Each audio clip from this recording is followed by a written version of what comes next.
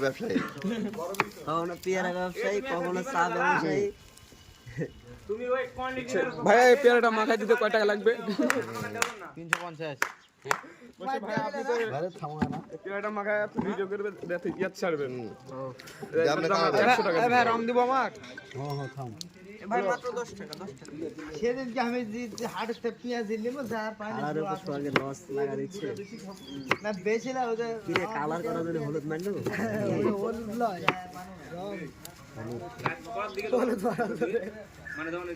না না এটা তো না। আমরা কি খাচ্ছি গো জানি না, দেখে শুনে।